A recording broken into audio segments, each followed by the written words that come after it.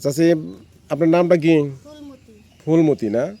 কি ঘটনা করছে একটু বলেন তো দেখি। ঘটনা ঘরের দেওয়ারও মাটি কাটছে, মাটির বাধা দিছিলাম দেখি আমাকে কিলাইছে ধরি। কতদিন যাবত মাটি কাটছে?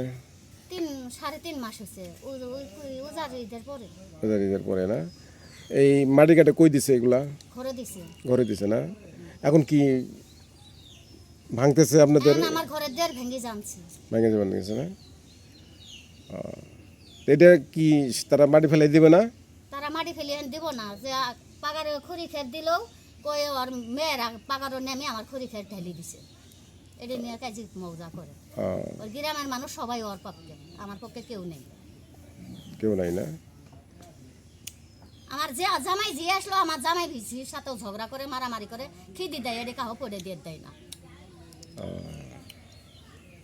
ঠিক আছে, এরা নাই নাতিন বেড়ে এলো তাও অন্যায় অত্যাচার। ঠিক আছে।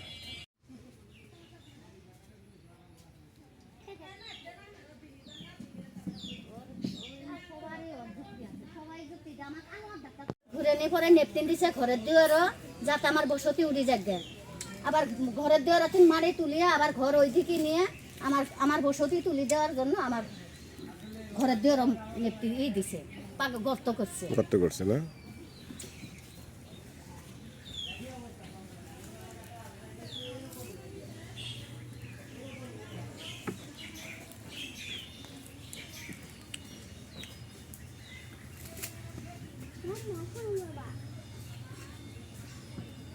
আমাকে তোর স্বামী নাই, তোর স্বামী মরছে, তোর কি অধিকার আছে? তোর কোনো অধিকার নাই, তোর ছেলে নেই, তোর তিনটে মেয়ে দিছ, তোর হানি হেস লাগবো না।